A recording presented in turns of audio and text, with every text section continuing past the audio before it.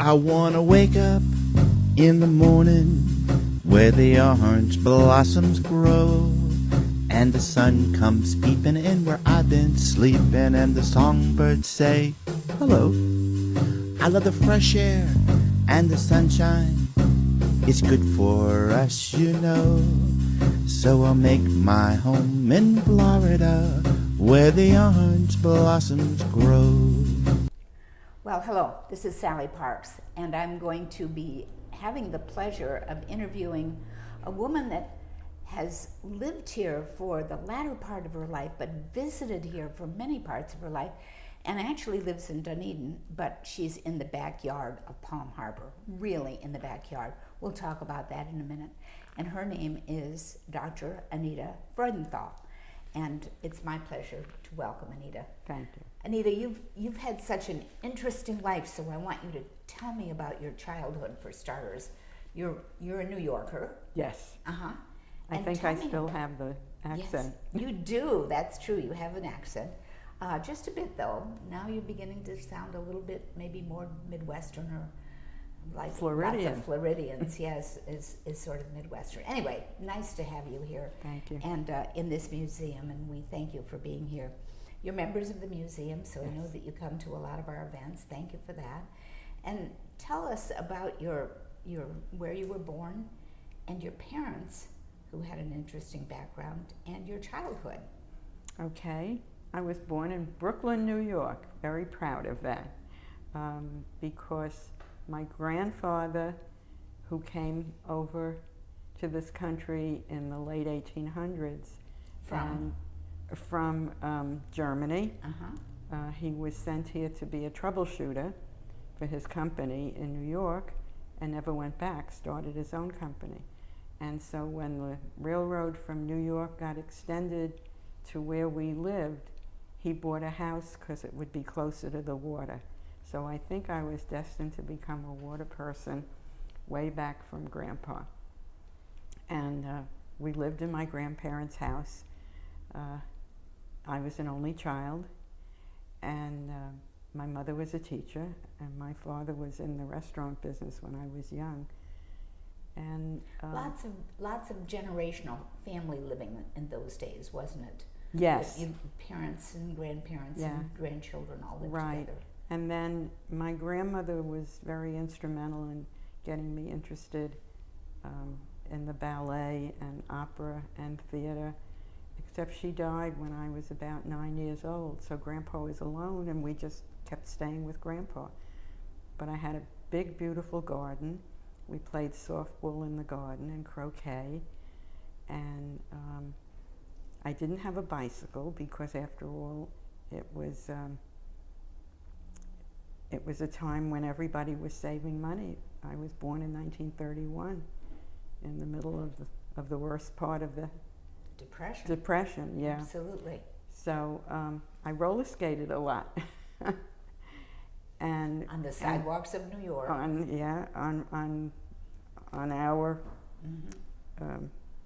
way from the road to the garage, back and forth and back and forth. But that was my territory. Mm-hmm. But we were near the beach, and my parents were both swimmers, and Grandpa was a swimmer. So I grew up at the beach and learning how to swim.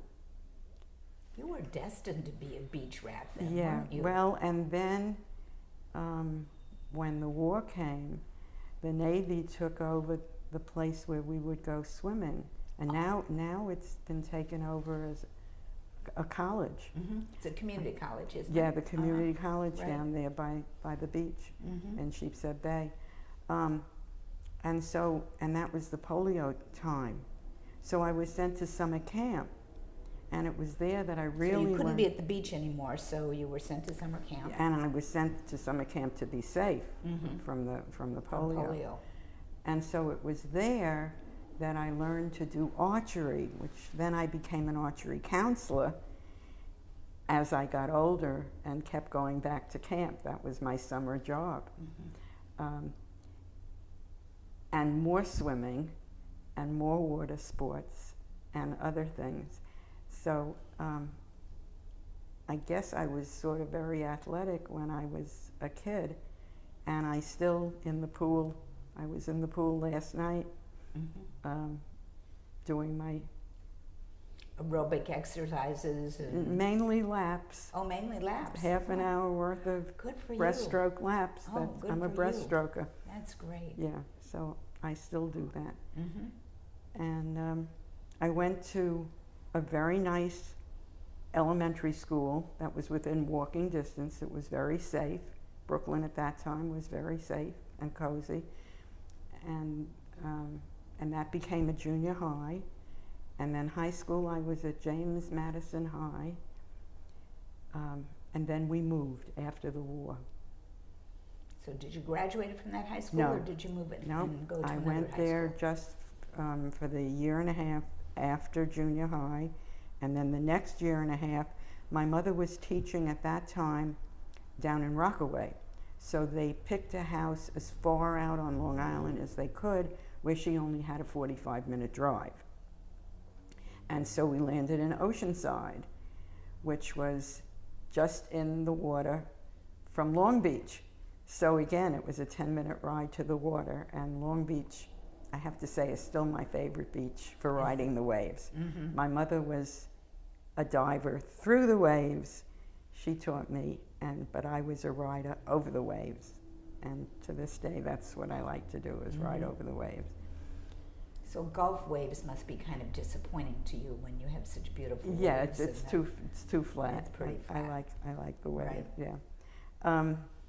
Although the first thing we did when we came down here to visit them was to go down to the causeway and get in the water. Of course, it was December, but we put on our wetsuits. So, but we went in. And some days are quite lovely here with Oh, yeah. waves, but not day after day No, like you get in Long Beach. not I'm like sure. you can stay in for 2 hours Right. and just roll Right. around. Yeah. So that sort of pretty much. We went to the theater a lot because. Theater as in stage plays or theaters as in film? No, well, there was Radio City Music Hall where there was the huge screen and the organ and the stage show with the Rockettes and all of that. Sure. And the Roxy. Those were the two main places. And I can remember going up and down the staircase and coming down and thinking like a little princess, you know, when you're Feeling quite elegant. 8, 9 years old, right? But from the restaurant business, my father would get us house seats. So I was usually in the 4th row. So all the Broadway shows that are now in their 4th, 5th, 6th, 9th, 10th stage around that we go and see because we never know at this age which is going to be the last time we see them. I saw all of those with the original people in the 30s and the 40s and the 50s. So I had a wonderful childhood. My mother was a kindergarten teacher, and She was maybe the role model for you to go into teaching? I think so. When I was older, when I was in high school and college even, she would ask me to come to school when they had visiting day or whatever. I think she was trying to get me to be a kindergarten teacher too. But I couldn't take 25 kids in the morning and 25 kids in the afternoon with the milk money and the this money and the zipping and the galoshes and the noses. Snowsuits and, right. yeah. So, and the reason I became a biology teacher is what I was studying for.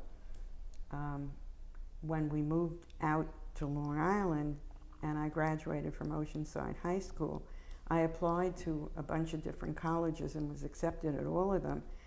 But here I was in a brand new house, and being an only child, everything was mine. And my father did the cooking, and my mother did the laundry. And when I looked at the rooms to share with somebody else, it was like, no, this wasn't for me. So I went 20 minutes away to Adelphi, and I took biology and education. Why did you choose biology? When I was at James Madison and I had my first biology class, I guess I was a junior then when I had that. The teacher was a lovely lady, but the boys were very cruel to her, as 14, 15, 16-year-old boys will be. She came to school very disheveled. It wasn't until I was maybe in my 40s at some party where there turned out to be other people from Madison, and I found out she had lost a husband and a son in an auto accident, and she could probably barely bring herself. Her stockings weren't pulled up. She had two different, but she always sat on my desk because all through elementary school I was the smallest, and they sat the smallest up front. To this day, if I go someplace, I sit up front. You get to sit up front or stand up front. That's where I'm used to sitting. So I would sit there, and you know how the desks were. There was a place to write, and she would sit on it. And I would raise my hand, and she would be like there, and she'd pat me on the head and say, I know you know it, but I have to ask him, I have to ask him. And so I sort of knew, and I enjoyed the biology, that I wanted the biology. I didn't know there were marine biologists. Who knew? You know what you know. And when I graduated, they wanted me to go to medical school. The professors at Adelphi said, oh, they're just beginning to take ladies in Philadelphia. And I have a professor, you could get your master's up in Cornell. And there you can, if you have a second floor room, you can just ski right out the window to class. And I was more into the water than the skiing at that time. I mean, eventually I did ski, but not out a window. So I was perfectly happy there, and then they said, well, if somebody isn't leaving and they're one of the top 3 people graduating in the biology, we put them to work as graduate assistants. And that was, wow, gee, here I can stay right at home in what had become my home at Adelphi for 4 years. And I was in charge of 10 labs a week, 2.5-hour laboratories, which was just about 500 kids, which was about the freshman class. And the professor in charge would come and give a little preview, and then he'd vanish. I think he was working on his PhD. And then I had control of the whole class. And it went well? Oh, I loved it. And they loved it, I bet? Yeah, and then they said to me, well, you do know that if you want to stay on, you should be going for your master's. I got paid $1,200. I was supposed to get a free master's, but they didn't have a biology one. They had a chemistry one, but I hated chemistry. So then I went 10 minutes away to Hofstra University. So I would teach a lab. My lunch hour, I scooted over to Hofstra, took a class, came back, taught the afternoon, went back to Hofstra for my geology class at night. And by about April, May, everybody was saying, so when are you having your breakdown? Yeah, really. But I loved it. And when that year was finished, they suddenly said to me, you're going to be on full faculty next year. We're making you an instructor. Oh. The soldiers were coming back from the Korean Air Force and Army and Navy, and they had all these Korean soldiers coming back on the GI plan. American soldiers. American soldiers, yeah, all the local guys. Most of them were older than me, which was sort of cute because the one time when we were up to the reproductive system, one of the guys said to me, "Can I ask you a personal question?" And I said, "Yeah, sure. You know, ask me anything." Well, he asked me a question I didn't know because I was still a virgin, and I warned him. I said, "I can't answer all your questions." So, but even the older, the guys who were 26, 27, I mean, I was only 21 years old, they were very very nice to me, and I never ever had a problem. And I think they promoted me because they called me the Pied Piper. They said I had convinced more unscheduled people who didn't know what their major was going to be. I had convinced them to be biology majors, more so than the entire rest What of a the nice department compliment that is, together. Anita. Yeah, it was nice. Really? And so I taught there as a biology professor. In fact, my desk faced the desk of the guy who was my freshman biology professor. And they also, when I became an instructor, they gave me back the 10 labs again because nobody else wanted them. Plus they gave me a lecture. So I was in with the other 4 professors. And by then you had your master's degree or not yet? But by You then were I still had my working. master's because at the end of college, my high school buddy, who's still my best friend, and she became a geology professor and taught with us at Long Island University. She and Hugo would walk down the aisle together at graduation. Yeah. So she came back home and she said, she was the person who created the rest of my life. She said, I found the perfect place for you. And I said, where? She said, the Marine Biological Laboratory at Woods Hole, Massachusetts, which is world-renowned. Oh, of course. And, I mean, Right. everyone knows that. And wouldn't She you had think been- that would be a magic place? She had been, the previous summer, the one person who had been sent there. The different colleges had what they called seats. They paid Sure. to have a seat to be able to send a student.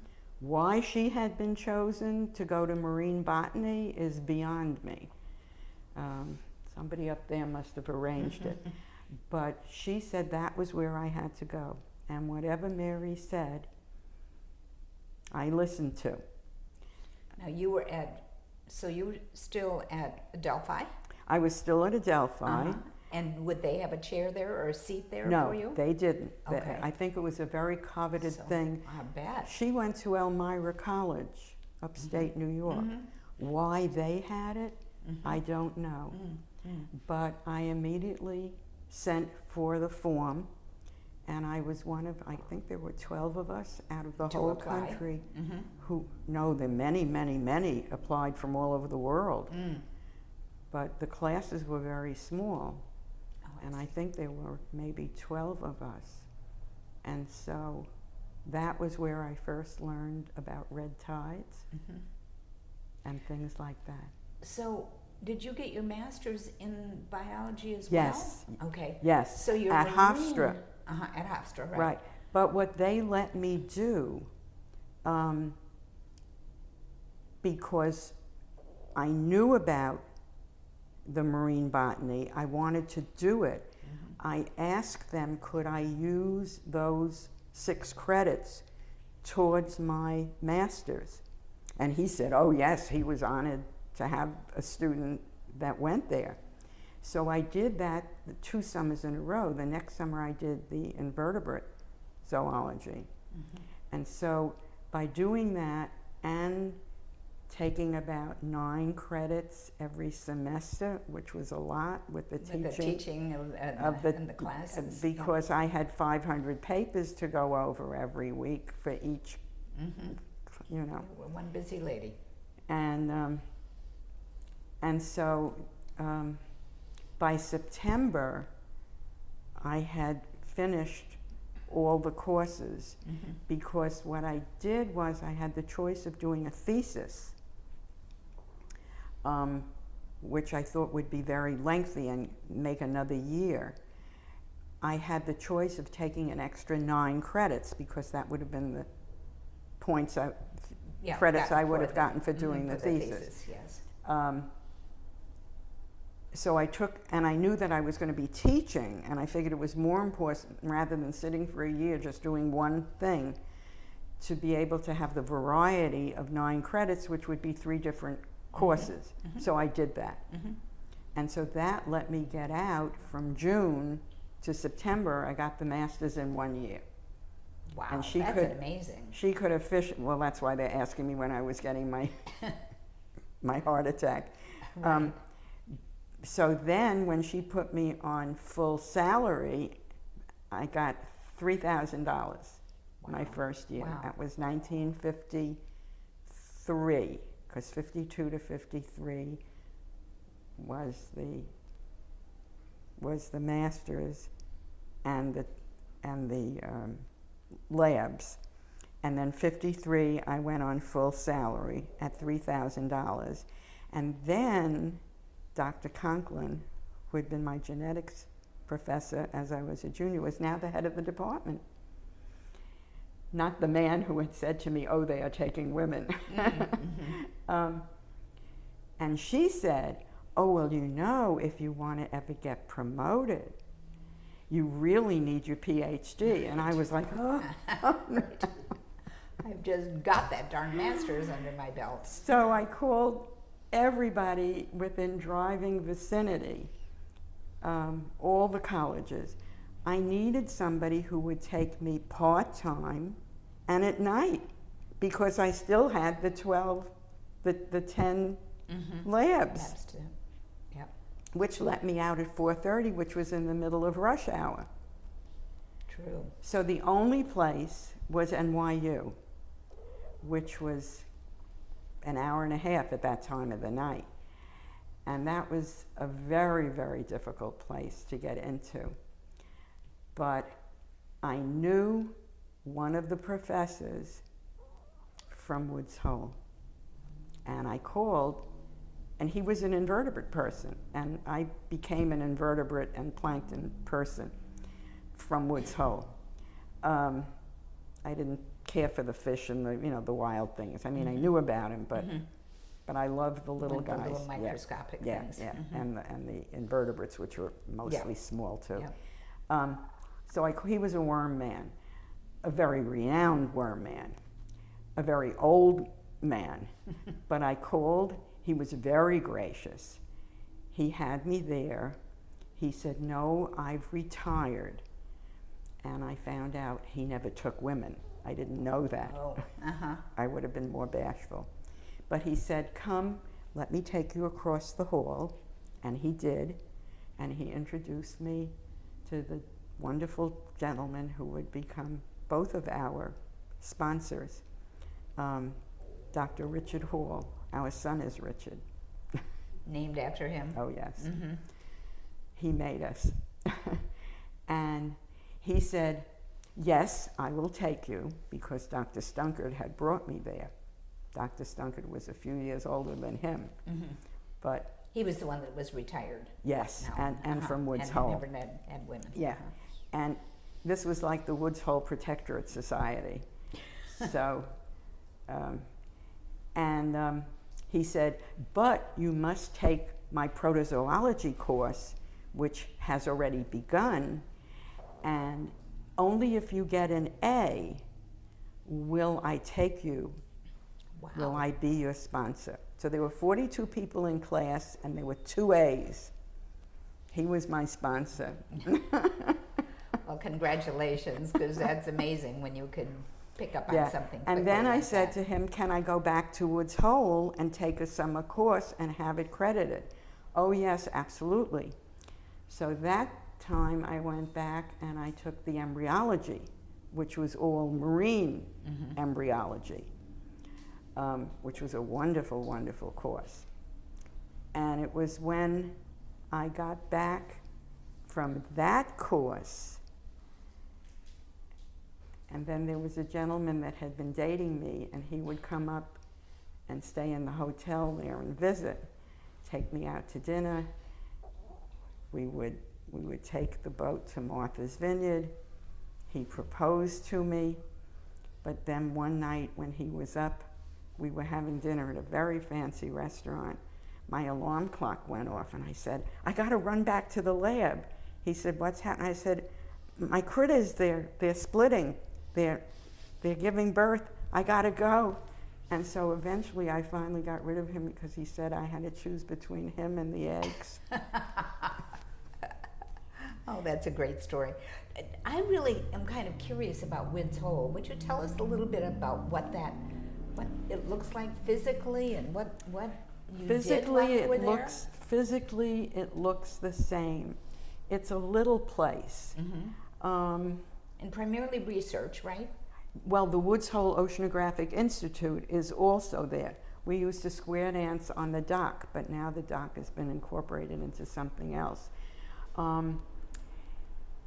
It was started by Agassiz, a wonderful marine scientist. I think the first courses were, 1888, 1880? And we sat all the years that I was there. As far as I know, they've told me I'm the only living scientist who's taken four of the 5 courses that were the courses started originally, and now they've sort of changed them around a little bit, but I haven't been there since 1955 when we spent our honeymoon there taking courses. So it's just a small plot of land with water on one side, water on the other side. I was there during Hurricane Carol, when actually the photographs from Woods Hole were in Life magazine. Wow. We were under, what would you call it when the National Guard is there with the rifles? Some kind of civil protection or Yes, something. yes, we were only allowed, they would only let us back in, and we'd have to show them. But it's a small place with a lot of science going on. You never knew when you went in for lunch or dinner if you were sitting next to a Nobel Prize winner, or if you were coming out of the water and this guy with a shock of white hair and a little bathing suit on, if he was a Nobel Prize winner. They were all around. The atmosphere, there were Friday night lectures. We all went to hear them. Must have been very exciting to be Oh, it there. was very exciting. Stimulating. Yes, it was mentally wonderful. stimulating. There was a whole set of the highest people in the world that you could think of on the high rack of who's the most famous, who's done the most, who's done. They would be playing tennis all the time, so we all go and watch the tennis matches. I mean, you have to get out of the laboratory every now and then. Of course.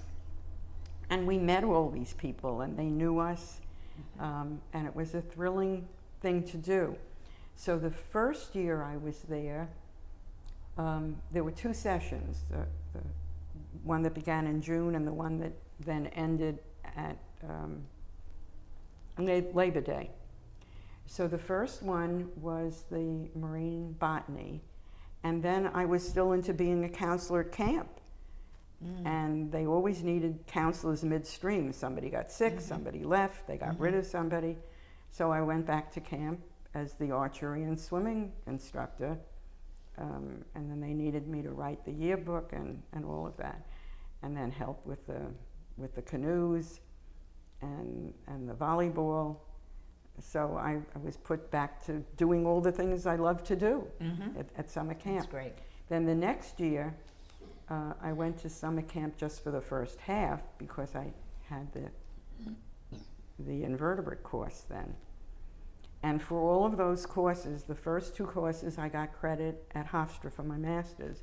The next 2 courses I got credit at NYU. And that's where you were working on your doctorate? Yes, yeah, that's later. That's post-Hugo.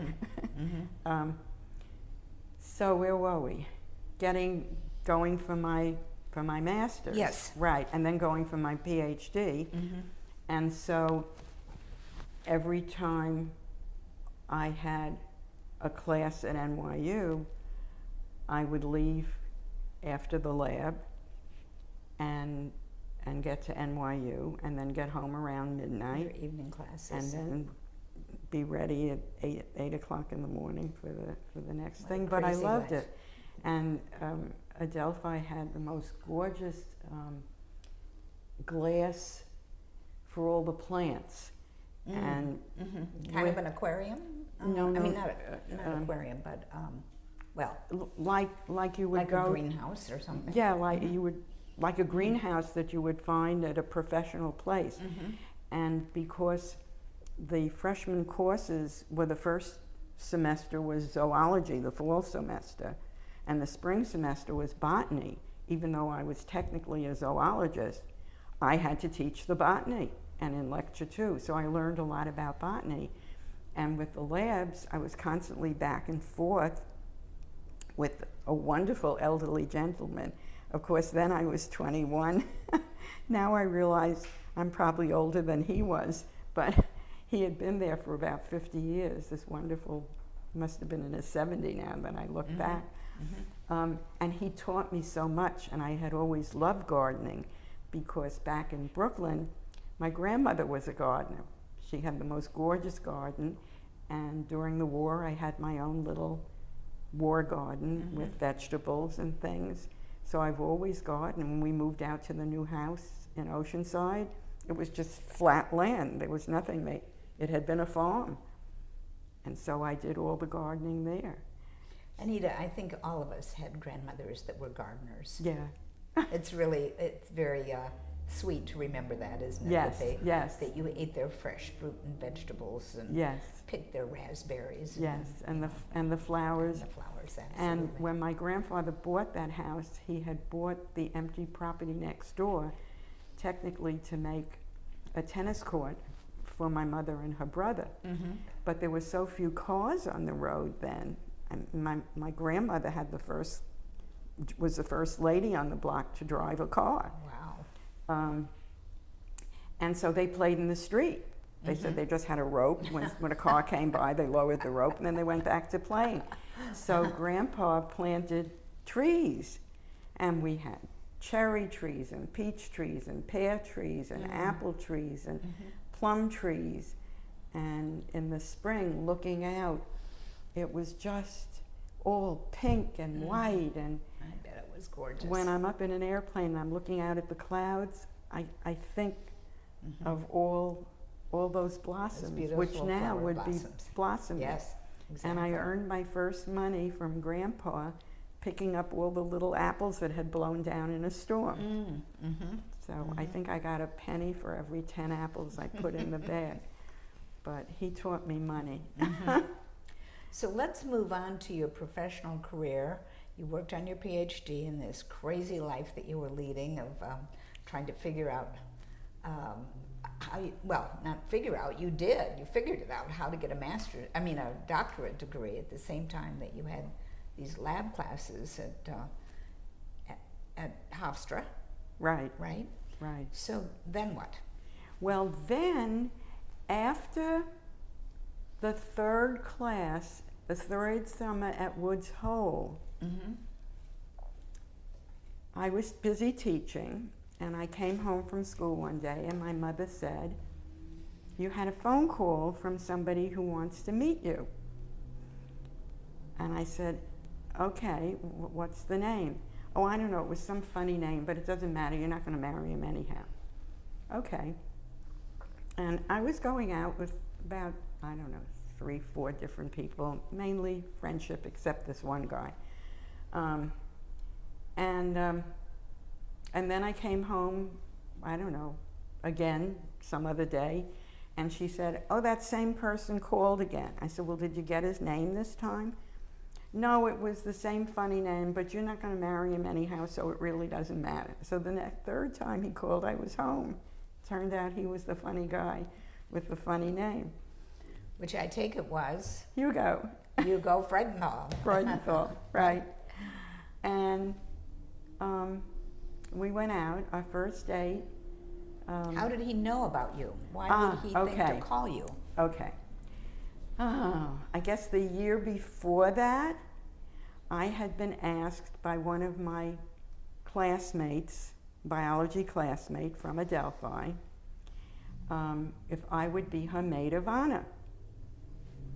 And we hadn't been that close, but then there weren't that many girls in the biology class graduating in 1952. Mm-hmm.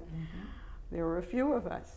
One of the others became one of my bridesmaids. Again, there were just a handful of us. So I said yes, and I had to give her the shower, and my father, who had been a chef in the First World War, which had kept him, he had been the personal chef to the commanding officer in someplace, I never found out where, in the Carolinas, where they were training the men to go to Europe, and he was never sent. That colonel wanted him. And he always did the cooking for us. I ate like a princess, like a queen. I was going to say, I bet you ate well. Oh yeah, because it was one country's food one night and another country's food another night. And he had his own private, he and the priest back in Brooklyn, the priest whose church was right near the butcher, and my father, the priest and my father were the only ones allowed in the back at the butcher's. Yeah, the two of them. And they could pick out the food. Choose the meats. So he picked out the meats. And when they had company, I can remember the other husband saying, "How so our food doesn't taste this good?" And eventually my father would get an order from all of them, and he'd drive back from Oceanside to Brooklyn to go to that butcher. And then he'd divvy out, okay, this is yours, this is yours, this is yours. But how you met Hugo? So when I was, all those people, all these weddings. Yeah, I met all her relatives, because at the wedding and at the shower, and then when her son was born, and everybody was coming to their house, I met all these people, all these women who had sons and grandsons, and they were all trying to introduce me to their sons and their grandsons. Or maybe brothers even. Who knows? I kept getting phone calls from all these people, and I said, "Oh, well, we saw you, you know." It seems that his parents played bridge. There was another couple in the community that they played bridge with all the time. That couple was Barbara's aunt and uncle. They knew me. He was getting his master's at Columbia Pharmacy. Every now and then he would come, he lived in the city. Every now and then he would come home. So he'd pass through the living room. He'd know them. They knew him. They knew me. They said to him, "We found the perfect girl for you. She's also a scientist." He called me. So he wasn't a total stranger. Kind of a shirt-tail relationship anyway. Right. But that was, so I mean, he had courage to take their word for it. Sure. And so he called, and we went out, and we sat in the last row at Metropolitan Opera, and we saw La Traviata. Pretty good. And that was date number 1. Date number 2 was we met in front of his uncle's restaurant down from, where is it down from? Carnegie Hall. Where all he had to do was pay the tip. And his brother and his brother's girlfriend, who later became my sister-in-law, we were all square dancers. And so for 35 cents, he could take a guest to the Columbia University gym, I guess it was. And after we all ate, we went square dancing. So that was, I didn't know I was being scrutinized, tested. Date number 3 was to the New York Academy of Sciences, to which we were both members since we were freshmen in college, I guess, because we each had listened to our professors who said, you must do this. You must belong to It's scientific, professional things. Mm-hmm. If you want to be a scientist, Sure. this is where you belong. Right. We probably had been at the same meetings maybe a dozen times, but never knew each other at that time. Mm-hmm. So that was our third date, was at the New York Academy of Sciences. Mm-hmm. And then we just kept dating, and then the other guy said I had to make the choice, which I did. And then About a year later, you no, you that proposed. that was. Did you propose to him, or did he propose to you? Oh, I'll get there. Okay. It's quick because it happened quickly. Our first date was October 11th, because we had just come back from I had just come back from Woods Hole, Labor Day.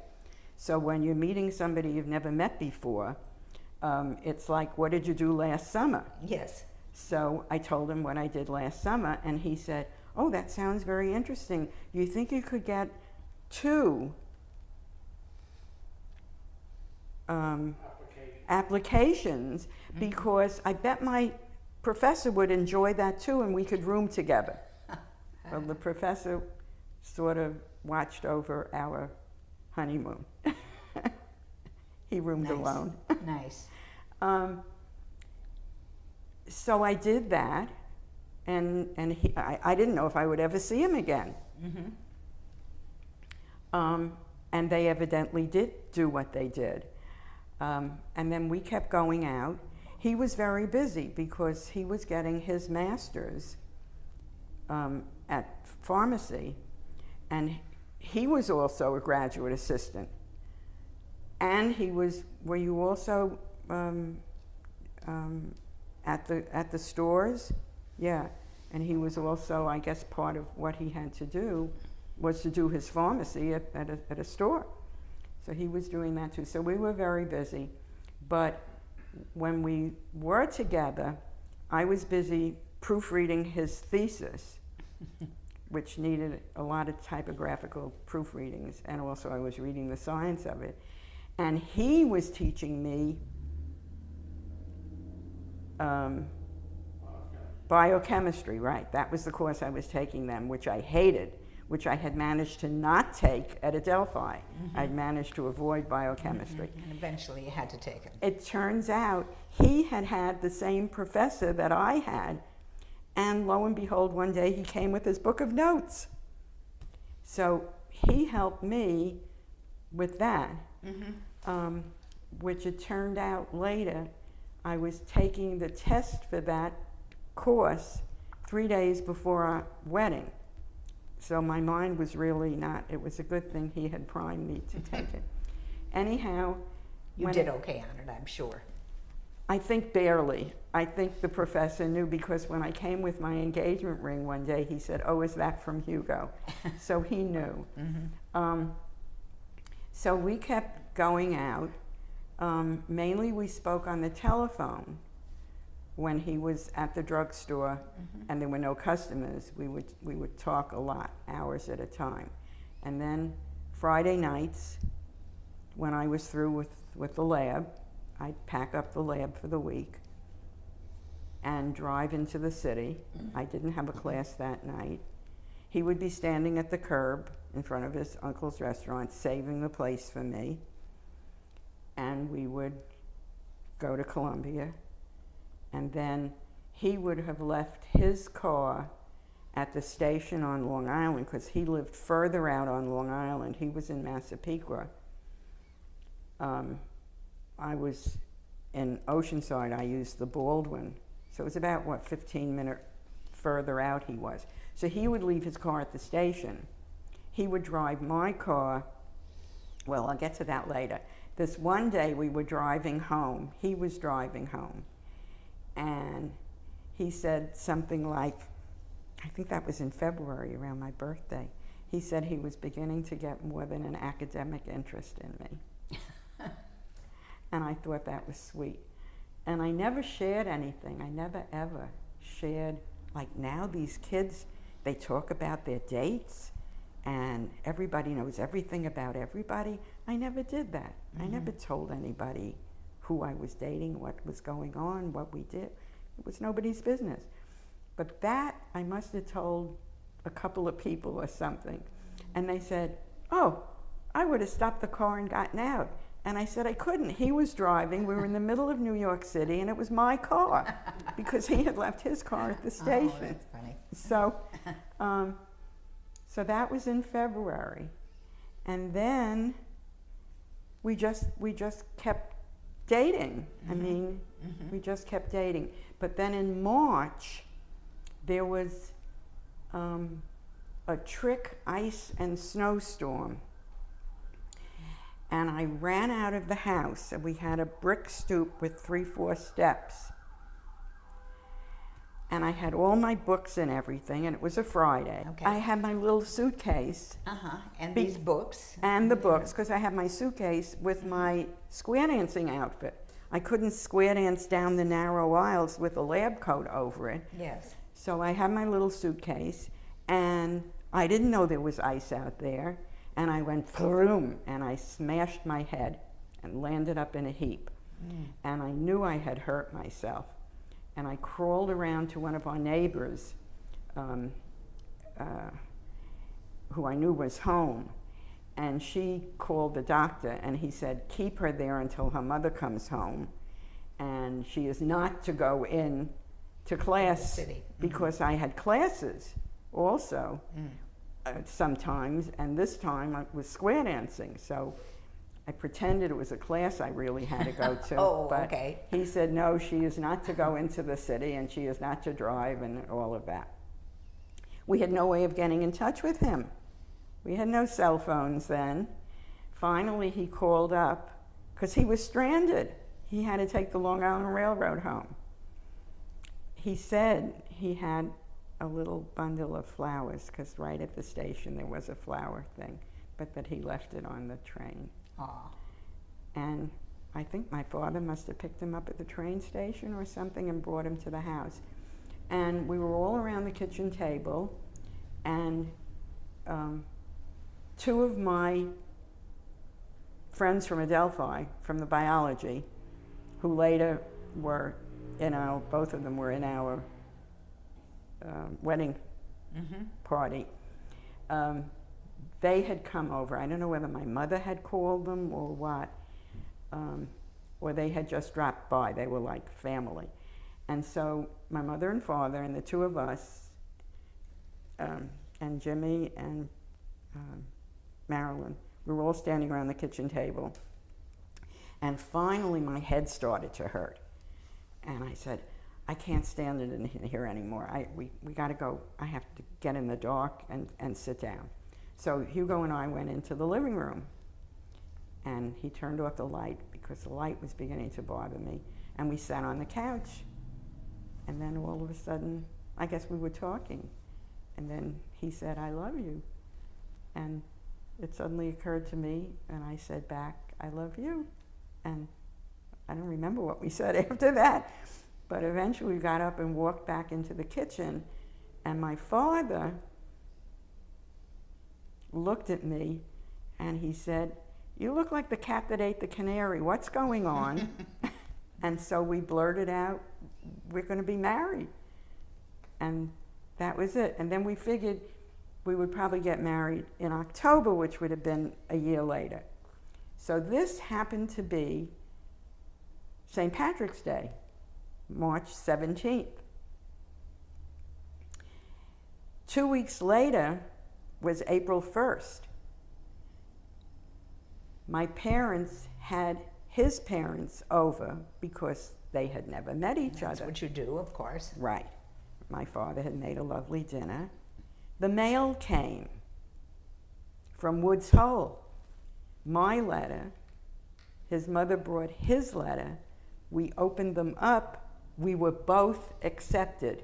Oh. We looked at each other. He was accepted for the marine botany, which was the first 6 weeks. Mm-hmm.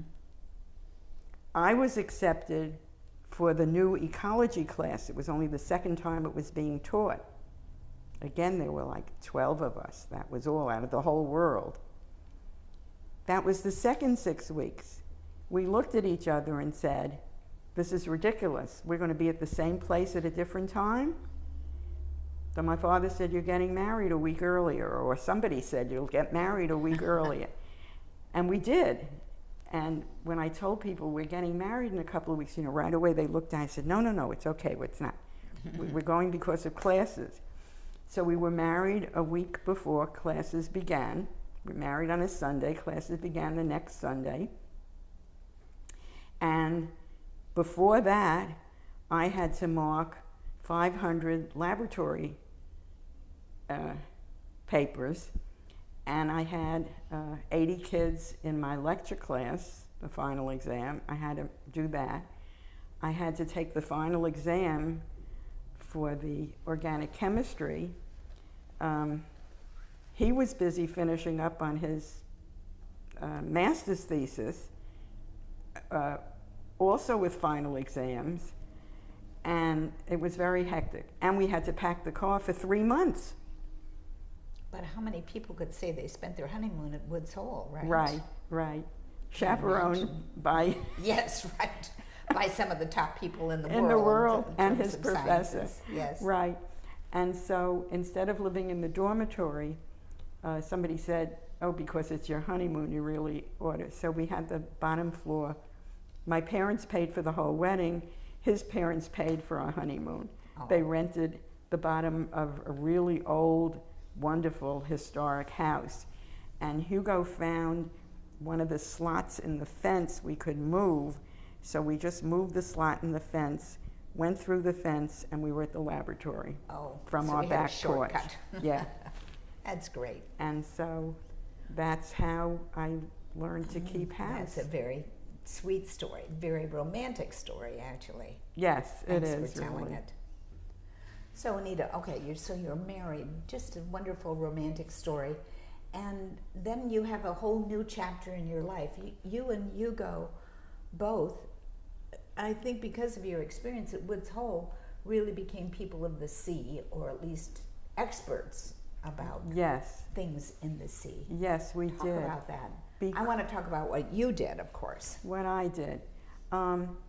Well, after we were married, we each came back and did our thing, but then I got pregnant. Mm-hmm. And at Adelphi, at that time, that was 1956, not too many people had maternity leaves. And so I taught till the end of the semester, the spring semester, and then I was sort of relieved of duty. Okay, so Anita, you had this romantic and beautiful wedding and honeymoon in Woods Hole, and you and Hugo were starting a new life really around the sea, because the Woods Hole experience was at the sea. Tell me about what you did from there. What happened? Well, I was still teaching at Adelphi. Mm-hmm. I was still going for my PhD, mm-hmm. and Hugo had been accepted also with Dr. Hall, mm-hmm. Who had said that any husband of Anita's was good enough for him. So we were both taking classes, the same class, physiology, at NYU, and he was going for his courses, I was going for my courses, and then I got pregnant, and which was very convenient, because when I wasn't feeling good, he would take all my notes and then teach me what I had missed. Still teaching at Adelphi, so you taught through that next semester? I taught till the end of the semester when there was no maternity leave, and so I had to leave, which was fine, really, because he was doing all the work. I had the baby and was taking care of the child and the house and everything, but I did all the reading for us. And it's like a mother bird does the chewing and then gives it to the babies. Oh, that's what I was doing. He would come home, and everything that I had read, all the articles, all the books, all the journals, all the everything that was in my mind, I had to transfer that to his mind because, of course, there were the final huge exams, 2 days worth of exams that were coming up. And we each had to write a thesis. So because he was technically the breadwinner, we let Hugo work on his thesis first. And I took care of the house and the baby and the teaching and everything like that. So that pretty much was the first time ever and always that I really was like a housewife. I joined the garden club and the women's club, and the community that we lived in had a summer camp and also had a pool and also had a day camp. And so because I had been a camp counselor, I became a counselor there. Because I had been a waterfront counselor, when the lifeguards left at the end of August, the college kids, Sure. I was a lifeguard at the pool to keep the pool open. And so I enjoyed that very, very much, and I also signed up that I could be used in the high school, the local high school, As a substitute? as a substitute if they needed me, because I had all my credentials from Sure. Adelphi, from all course. those courses. Of course. So the life I had thought I was going to live as a high school teacher, I did it a few times. I didn't really like it. You know, the kids aren't very pleasant to the After you've taught college, it's pretty hard the to go back to high substitutes. school, Exactly. I'm sure. But I did. Now, how old was Ellen by this time? She was about a year? Well, I was still working on my PhD, and when she got to be 3 years old, I sent her to, like mini kindergarten. And when Day school or something. day school, right, for half a day, so that I could do my work on studying on your and thesis my too. yeah. And when Hugo finished his thesis, we cleared away the dining room table, ate like human beings for a week, and then we started on my thesis. So with Ellen, I had field work for my thesis. And so she came with me Ellen out tagged along. to the field. I have a picture of her holding the bucket, Oh, and we're out in the weeds, and she held the thermometer and all my equipment and all of that. so move on to what your next professional life was like then. So, Well, then eventually when she got older and I finished the thesis, right away we had Richard. I knew we couldn't have a second child while I was doing my thesis. As soon as the thesis was over, we had Richard. So then I still had that life of not really working, that gap, sure. which now of course is Social Security. I wish I had worked that gap, but I didn't. It was more important. I was a mother Well, then. lots of women did that. As Yes, they stopped working right. for a period of time to raise the kids. Right.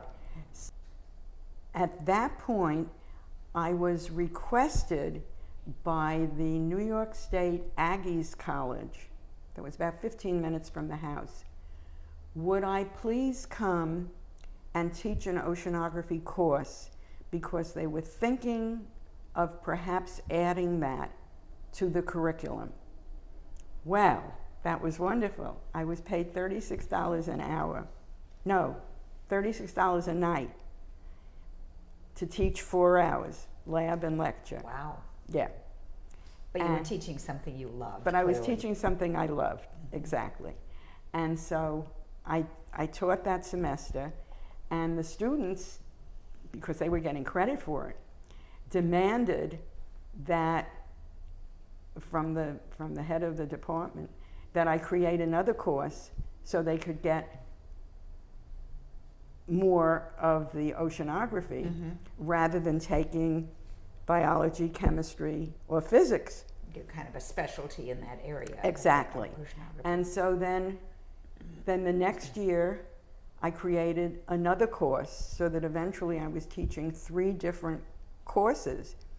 And of course, to create those courses, because they didn't exist, I was usually up till daylight, all night long, working on Those are tough. Yeah. that was tough. I mean, to do that was but I enjoyed it. And so after 5 years, and then by the 4th year, the day students were complaining because they weren't allowed to take the course at night. I don't know why they had that rule. Some crazy rule. Silly rule. Yeah. So I then had to teach a day course to the day people of those courses. Then he decided, He being the chairman of the department, who I later found treated all women, including his wife, that way, said to me he didn't need me anymore, because by that time I had said, hey, look, I'm working full time. I'm only getting paid as an adjunct. Right? Yeah. And please, I'd like to be paid full time. Sure. And so he let me go. He said, well, I could get 2 people for what I'm paying you. Not that he paid me that much. But anyhow, I think I was getting 50 cents or something, cents an hour. I forget, something very low. Anyhow, so that was okay, because that was from 1965 to 1970. And just at that point in time, the world was starting to be aware of clean water, clean air, and somebody in Nassau County had figured out that the engineers really didn't know anything. They knew how to create a sewage treatment plant, but about anything else they didn't know, which was true. They had been MIT people and they thought they knew everything, as engineers do, but they didn't. And so they were looking for a marine biologist. Hugo got a phone call, and I happened to be standing there.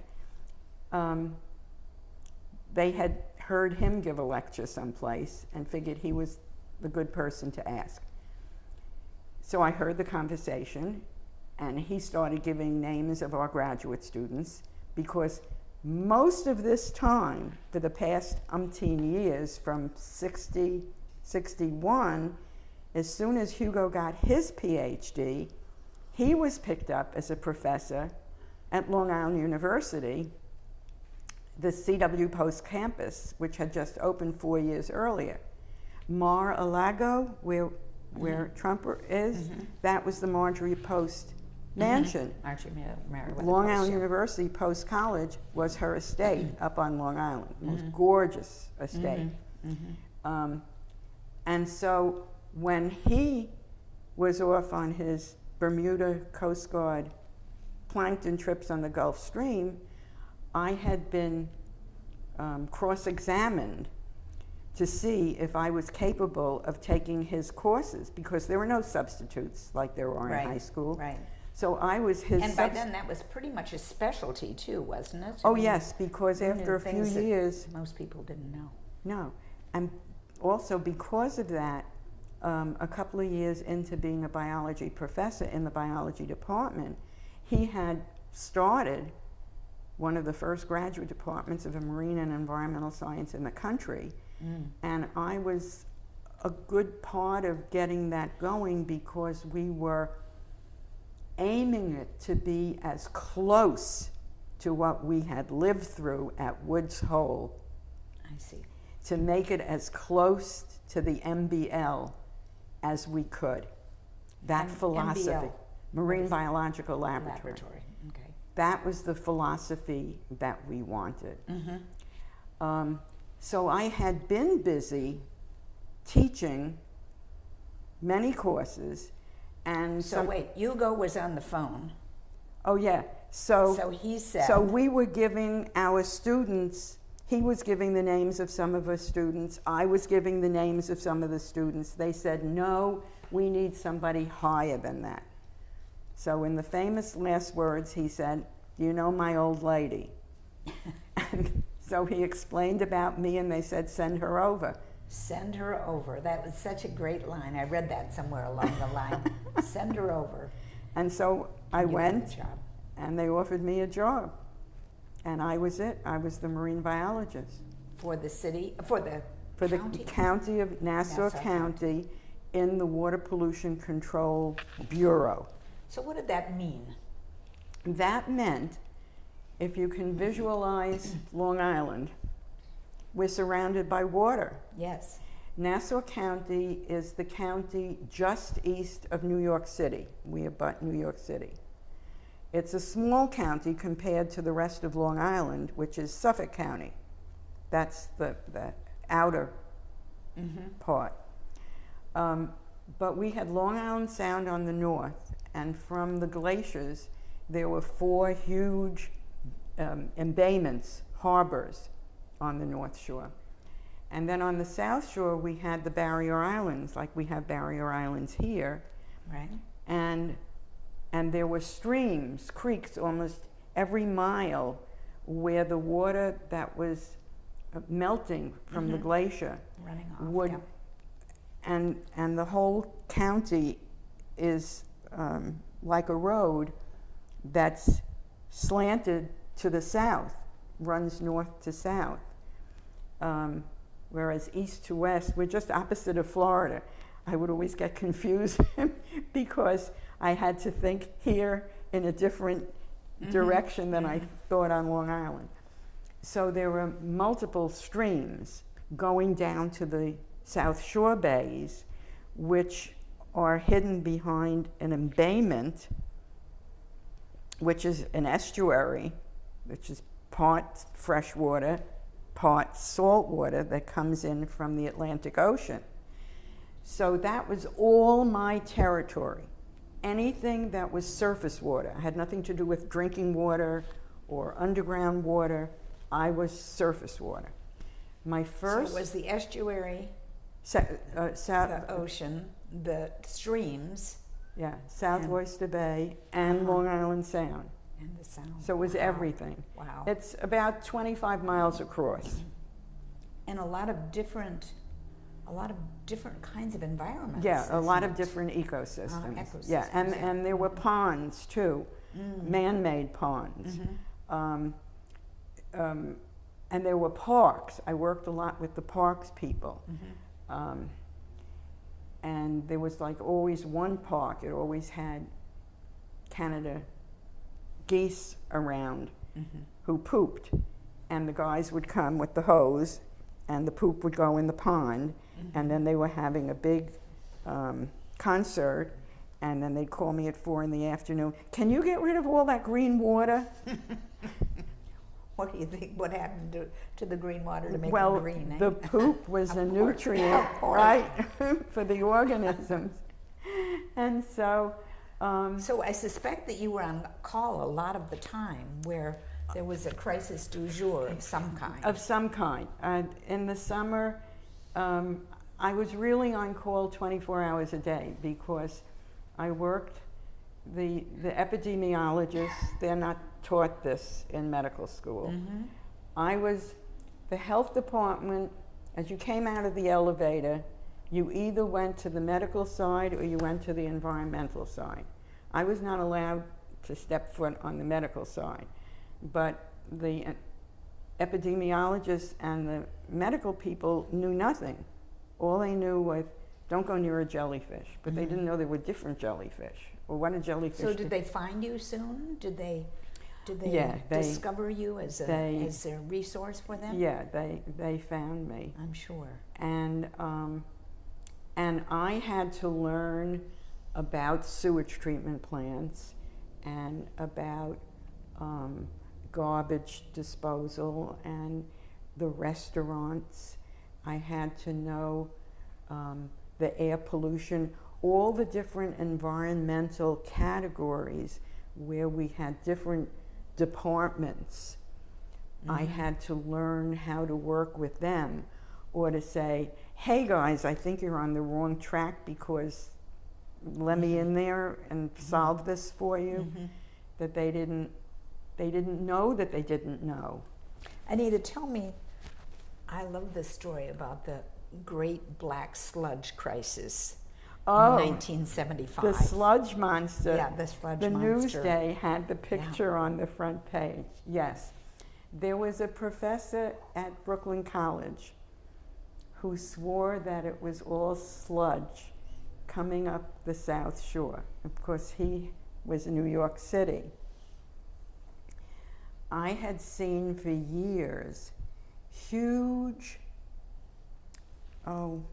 maybe even 3-4 times the size of this table, mats of algae that accumulated in the bays. Mm-hmm. And eventually, when there was a very, very high tide, I have watched them, I followed them in the county boat, slowly floating out to sea. All the gulls are sitting on them. It's like they had their own private boat ride. Yep. And when that got out to sea, all of that stuff decomposed. And that was probably what was coming up, because when I looked at it microscopically, I could see remnants of things and things. But nobody could be convinced that that was not. Sludge was the code word for anything obnoxious that was in the water. If an airplane, if a pilot saw something on Long Island Sound, I think it's an oil spill. Maybe it's sludge, but it could be an oil spill. So then the police would go out, or the harbor master would go out and scoop up a sample and give it to the police helicopter, and the helicopter would come to, would come to the sewage treatment plant. The way I got to the sewage treatment plant as my lab was because there were so many fish kills from the Menhaden boats. The Menhaden boats would come into the North Shore and pull their nets and have a lot of bikill, which they would drop off. And then it would wash up on the shore, this frothy white stuff. And nobody knew what that was or where that came from. That was also a problem. And I looked at that through the microscope. Once, in fact, I found a little beating invertebrate heart that was still beating, but I had to go on to something else, so I didn't stop to see who it was from. But from that report, the commissioner, I guess, spoke to the politicians, and they got the Menhaden boats to stop coming into our Basically, waters dumping and dumping trash, that stuff. if you will. Yeah. So, but one of the sludge stories was that I read in the newspaper was about the worms. That you realized the worms. It was yeah, they were one little Scolelepis squamata. yes, Cutie little worms. Yeah. If you go to a certain beach down at the water and the waves come in and then the waves go out, you'll see all these little things skittering along, and then they submerge, and then they come out again and they skitter along, and they're wonderful little things, but they poop, and it looks like brown muck. right. Sludge again. A sludge again. An easy word to describe. Exactly. Yeah, the worms got blamed for a lot of things.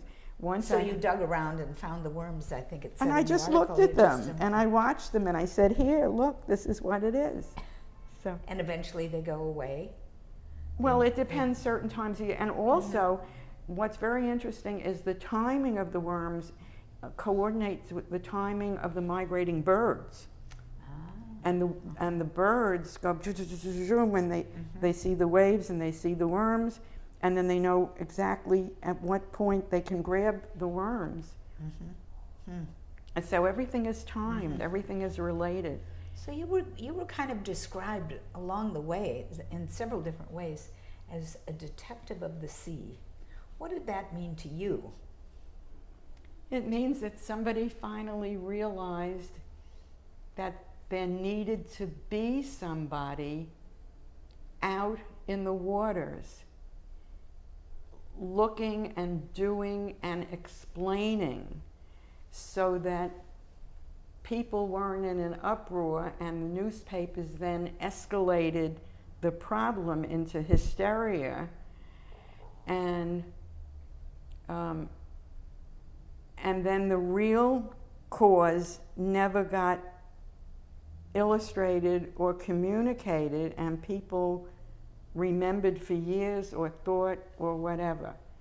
That was not even a truth, maybe, unless someone like you could help them. Yes, so learn I what it was constantly, my lab people would say, beam her up, Scotty, because so many times there were 1, 2, 3, 4 trucks with the automatic, the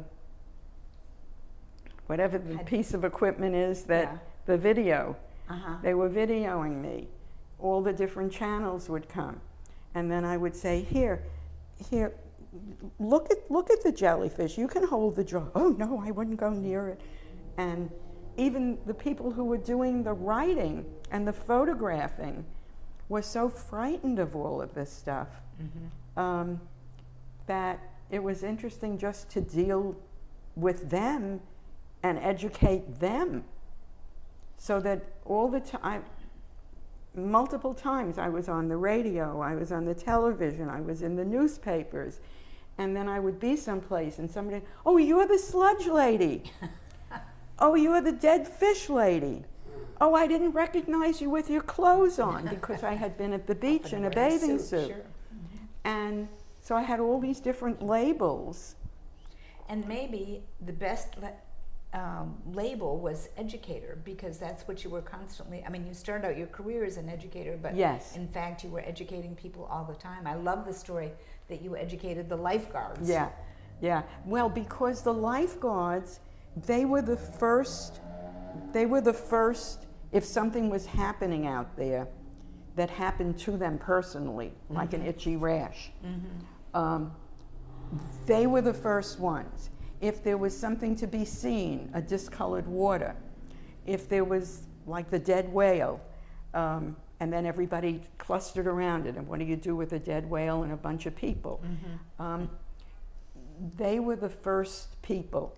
Line of first defense, yes. Exactly. So I finally got the people who were in charge of the lifeguards at all the different beaches. And of course we have the wonderful Jones Beach, 6 miles of Jones Beach, world renowned. To let me give a pre-summer briefing to all the lifeguards on what is something to get excited about, what isn't, what do you do if you see this, what do you do if this happens. So they were my first line of defense. And for instance, the article that of my work that's in the New England Journal of Medicine, for which I'm very proud. Yes, you should be. That day, one of the lifeguards called me and said, hey doc, you got to come down to the beach. I got 200 people running, screaming, ripping off their bathing suits. What are the Russians doing to us now? So I said, I'll be there. And so I went down, and there were all these people running and screaming, and they were jumping into the freshwater pool, which is the worst thing you can do, because that would exacerbate the problem and cause the... What was the problem? The problem, well, it took me, I don't know, about 10 minutes to figure it out. It was a problem that a scientist in Florida in 1931, the year that I was born, figured out that something, of which he said it would probably take a marine biologist and not a medical person to discover, was causing what he named as sea bathers eruption. I don't go anywhere near the East Coast starting about now, March, April, May or so, all the Palm Beaches and all that area there, because I have graduate students who call me up regularly whose parents have homes down there, and they go visiting at spring break, and they get stung. And the sting is by a little. Well, what I found in New York is different from what, after I gave all my information to the Florida people, in fact, they invited me to come down, and I came down, but only one guy was there, and he took all the information. But I told him exactly what it was to look for. It took him about 5 years to discover the organism down here that does it, which is a relative of my organism. Yours down here is a little jellyfish. Mine is a sea anemone. And what it was a little red thing about so big that looks like a worm, but it's really the larvae of a sea anemone. I don't know if ever when you've been swimming, you've seen a comb jelly. A beautiful iridescent, you can see through them. They don't sting, they're okay. But they harbor that larvae. And so when they're still in the larvae, you can see, still in the comb jelly. In the comb jelly, you can see one or more of these little things that look like little red worms. If that gets in your bathing suit, you're okay, because the jelly-like thing sort of isn't going to hurt you and protect you. But the people who get stung, it's when they're coming out of the water, and whatever strap or waistband or under the bra, bra cup or something, right, or wherever you're hairy, or the men in the mustaches and the beards or whatever, they would get caught, and the pressure of a strap or something would cause it to eject the toxin into the body. Oh my gosh. So it isn't just a surface thing, it's you have the toxin in you. Most people just have a horrible itch, which drives them crazy. But some people have a systemic reaction, and I had to send a number of people to the hospital because they were allergic. So then you were triaging people at this scene? No, I can't. I don't have any medical degree. Yeah, so. well, I know, but I mean, there had to be someone there that was triaging and say, you really need to go to a hospital, right? That was somebody else's department. Oh, okay. Yeah, okay. yeah. But that was, I guess, my most important discovery, because that had affected so many people.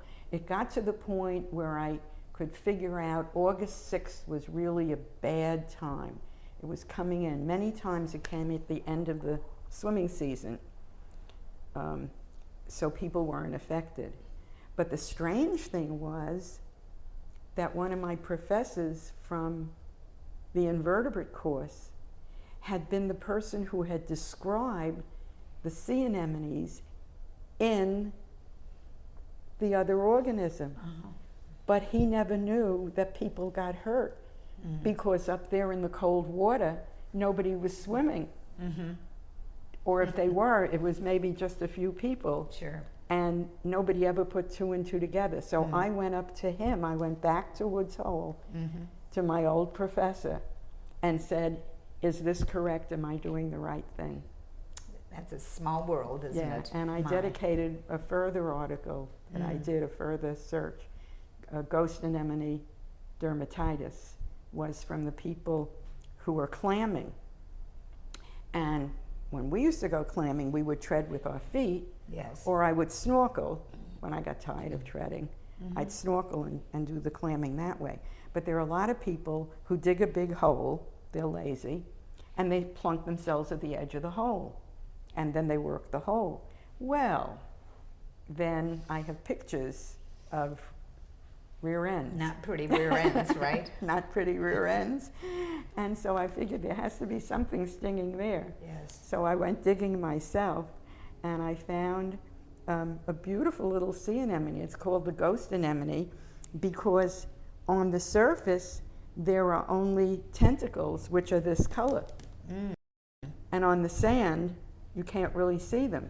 The rest of the organism, could be down 2 inches of body, but it's in the sand. Into the sand. And it's white or gray or Right, whatever. right. So it's called the ghost anemone. So you're supposed to name it, you're supposed to name an organism if you find one that you need to indicate where it's doing its damage.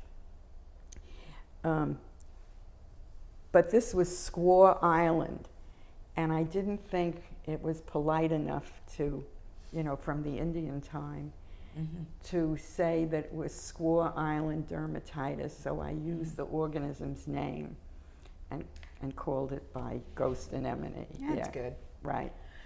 Early on, when we began this discussion, you talked a little bit about red tide. Have you ever done any looking at red tide in Florida? You know it's a chronic problem. I know. Year. I've been watching because my parents moved down here in '68, so I got interested in Florida stuff, and I would visit.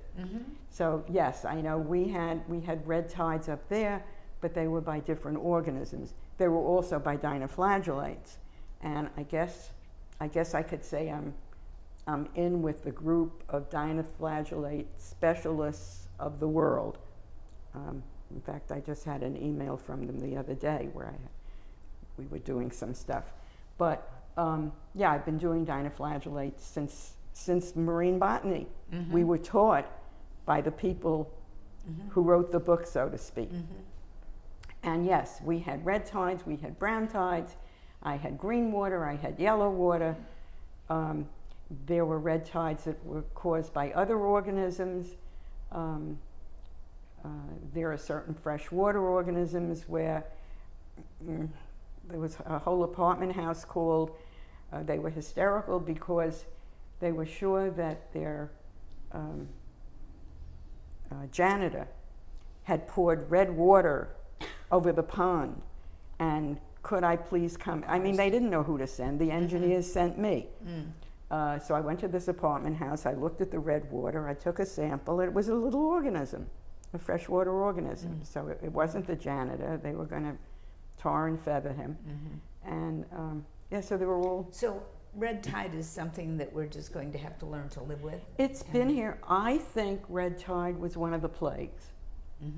I really do. I mean, I could be wrong, but from everything that I've learned, and it being where it was, and it came suddenly, and there it was, and people were sick and all of. I mean, yeah, it's logical that it could have been a red tide, that plague. Whether it was here in Florida or even in the Northeast, you think that's true too? We don't have that particular species up north. We may, if the water keeps getting warmer and warmer. Yes. One of the first examples I had of the water rising was taking, back to the college. Eventually they hired me. I was an adjunct professor because I was there so much. They finally put me on salary. At the Ag College, you mean? At what college? At Hugo's College, in his department. I Okay. worked in his department. Originally, they wouldn't let a husband and wife be in the same department, but eventually they let me. So I would take those students out to a particular place, and every year that I got back, the little place that I had been to, I had to get a new place. I had to go move up the shore because that was now underwater. So I was aware back in the 60s that the water was creeping. And also I was aware as soon as I started keeping track from 1970, when I got hired by the health department, and I started taking samples, I have one of the longest long-term samples of that area, because I went out 4 times a year. And of course, the engineers would say, "Why are you going out in the snow in February? Isn't it everything dead?" And I said, "No, it's not like a garden. The days are longer, the sun is out, the dinoflagellates and the diatoms are blooming, and yes, I need to be out in February in the snow." So those longitudinal studies must be amazing to have for yeah, a historical context. At the it very was. least. Everybody, including the government, has been wanting them. But when I left the health department, they eradicated everything, the engineers. Oh my gosh. Oh my God is right. Because everybody up there, everybody has wanted it.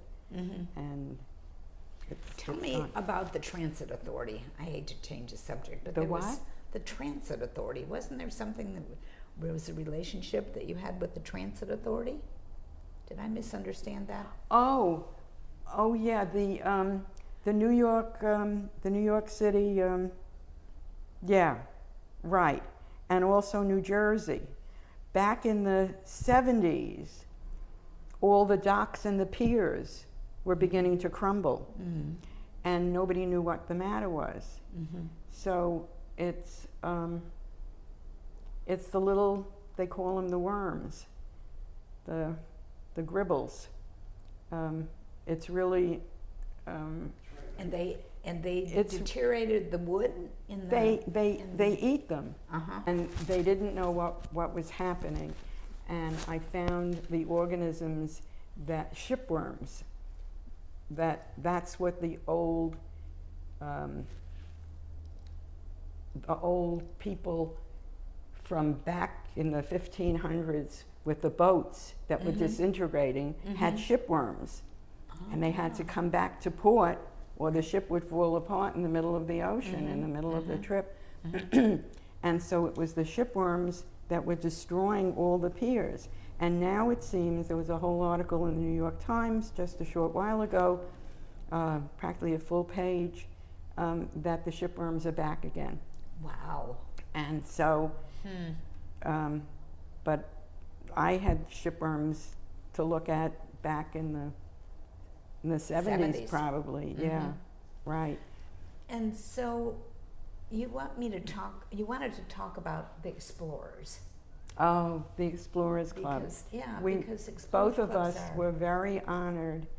The Explorers Club is a very fine organization for years and years that honors, mainly it started off as explorers who explored the world. Now they also have explorers that explore space. And they finally realized that scientists are also explorers. And so we were very honored. First, Hugo was invited to become a fellow, which means you've been invited, because there are people who just pay the membership and then are members. We also pay You're membership. not just members, but you're more than and members. then they honored me and made me also a fellow. And both of us gave many lectures at the main station, so to speak, in New York City. Yeah, so which was quite an honor. There are explorers all over the explorers groups all over the United States. Yes, there is. There is one in Florida, but I think mainly it's in South Florida. They don't really, they aren't active here, which is too bad. Yes, it because is. we would love We're to surrounded be. by water, and We you would could be love to involved. be part of that. So we've also become members of other organizations that are scientific, and many of them are ones that you are invited to become a member of. Sure. So we're proud of that, and we have lots of awards and things like that. I'm sure you do. One of the other odd times when I was called in was one July 4th, we have sludge tanks on Long Island where the sewage treatment plants separate the fluid from the sludge, and they're in these enormous tanks. One July 4th, a few nasty boys decided to put some big firecrackers around, and one of the sludge tanks exploded.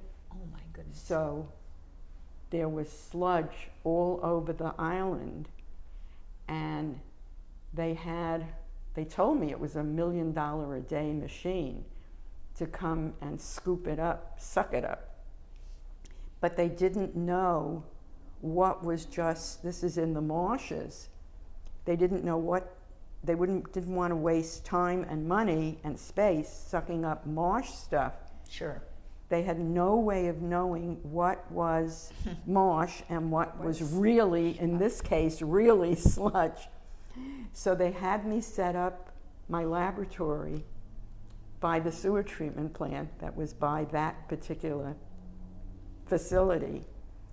And I looked at samples, and I finally figured out a way to tell the difference because, thank heavens, my teaching the botany labs all those years and all those classes, I figured out the botanical difference in the cells. And so that became a method with the microscope that I took a sample and I could compare under the microscope. And eventually, EPA came to me and we showed them how to do the technique, what to do. And they used it for the cleaning of Boston Harbor. Wow.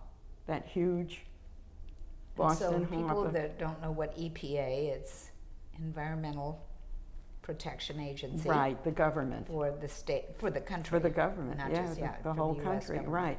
And Boston Harbor had a really bad pollution problem, and now it's been cleaned up. And they use your techniques. They use my technique. Yeah, You're amazing. I do want to jump to Florida, though. You know, I said early on that you live right in the backyard of Palm Harbor. right. Or Across it's in the your street. backyard, or whatever you want to say, across the street.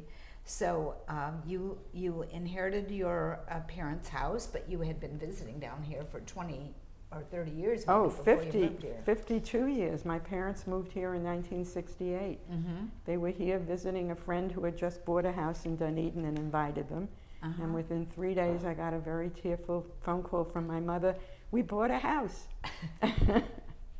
And She was tearful because she didn't want the house, or she was just excited about it? and she was wanted to- cheerful about the house, but then she was practically crying because she was going to be moving from me Oh, I see. and being an only child and her Sure. grandchildren Right, and all of that. right.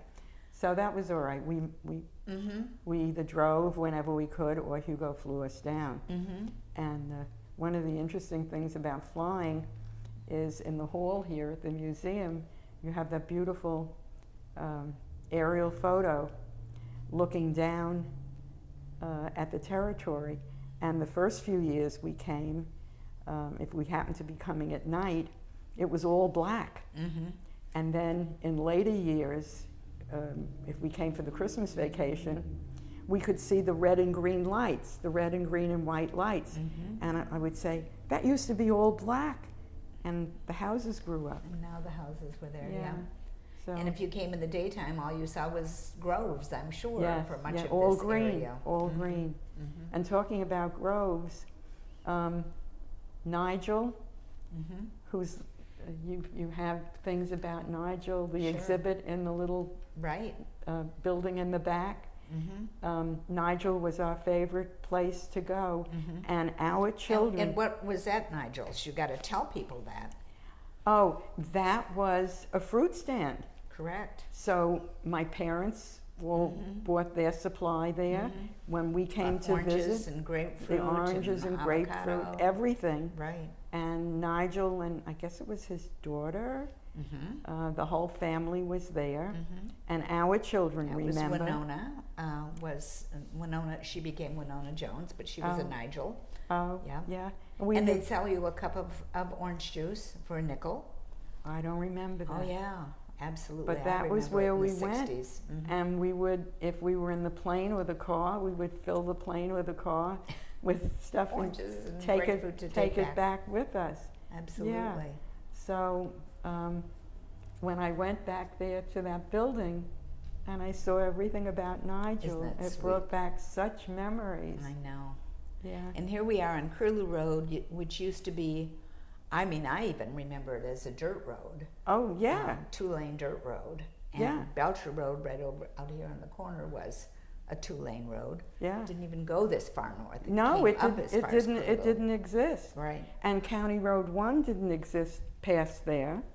County Road 1 did, but it was a dirt road because County Road 1 was the first, it was literally the first county road. First. So it was the north-south county road. And but then they made it a didn't go- 2-lane. Yeah, oh yeah. And it didn't go north of Nebraska, I think. I think that was as far as it Right, went. I remember when. Anyway, yeah. we can remember memories, lots of yeah. fun things. When you came, did you usually come in the wintertime at maybe the holidays? For the We holidays? can be. Because you were Fortunately, teachers and- fortunately, we worked at the same university, so we had the same times off. From the health department, I had to accumulate time, and then I could take Right. it. So that we would come usually for spring break and winter break, or we would be visiting his parents who were away. And then my father only lasted 2 years. So Mom was alone, but she stayed in the house till she died at 97. Wow. And as we retired, What was your became maiden name, Anita? Marco, M-A-R-K-O. A nice 5-letter word. Yes, right, right. Nice, easy one to Nice, spell easy and one. pronounce and Yeah. what have you. Right. So Hugo's parents lived in Florida too, or somewhere else? You said you No. visited them sometimes. They, when his father died, early at 61, his mother found a wonderful place in Mexico that still is a wonderful place for retirees or people who visit. Very historical. There are painters there, writers, musicians. It's a very cultured place. And she found a place to winter there. I see. And Okay. we would go there. Right. Anita, there's so many more stories that I know you could tell me and so many things that I'd like to know, but we've really put together a lot of information already, and maybe we can pick up on some things another time. But what I want to say in conclusion is that you were described as a scientist, a civil servant, and an educator. Yeah. So what did that mean to you? How does that kind of translate in your brain as Very what did- fulfilling. Because they moved my laboratory out of the main building in the town, in the city. They moved me to the brand new sewage treatment plant. I think they got sick of the formaldehyde in the ladies' room. So I was in the sewage treatment plant, and I soon found out that there was no microscope for the sewage treatment plant operators to use. Most of them were high school people. They were surprised that I would teach them. I learned everything I could because usually the sewage treatment plant was blamed if there was a spill. Oh, it's the sewage treatment plant. And so I educated them to look at their fluids and not wait for somebody to complain, but to examine them all the time, so that if something was happening and they were dying off for some reason, somebody had put a toxin down or whatever, they would know 2 or 3 days ahead of time and they could do something about it. Right. So that was, to me, it bothered the engineers, but that was to me a very important thing that I did. And it was kind of a combination of all of those things, of being a civil servant, of Right. being an educator, and being a scientist. All of those things kind of came together Yeah. a lot for you. Because I didn't they? had to use every bit of science I had ever learned or taught myself, because of all the different things, from what do you do with a dead whale and how do you figure out how it died, to people getting sick and not knowing why they got sick and blaming it on something. Yes. Right. So I had to become expert in human illnesses caused by marine organisms. And I have many papers and presentations on that because Right. that was so important. Right. Because people were blaming the restaurant or the this or the that. And oh my, it still happens. I mean, I talk to health department people and others that, you know, have that same story. So here you are, an octogenarian. What is your philosophy of life? Do you have a Enjoy philosophy? every minute you can and make the most of it. That's great. That's a good philosophy to have. I don't know. I just I think keep busy with everything. We belong to I don't know how many different organizations that we. I hate to use the word support. They're supporting us. We're enjoying belonging to them. Maybe the word that you want to say is that you've found joy in them and they found Yes. it in you. Yeah. Because it's really nice to be able to find joy as an older person. And some people never do find that. No, that's sad. So it is. That's sad. But I think you and Hugo have found that very, very effectively. Hopefully. I think so. Thank you, Anita. It's Oh, been so thank wonderful. you. We've had It's- such a great time talking, and so many things that we left out of your great story. It's been a privilege for me and an honor. My pleasure. Thank My pleasure. you. So that's Anita Freudenthal, Dr. Freudenthal, who has a worldwide reputation of being a scientist, an educator, and a civil servant. This is Sally Parks saying bye for now. And I'll make my home in Florida, where the orange blossoms grow and grow. So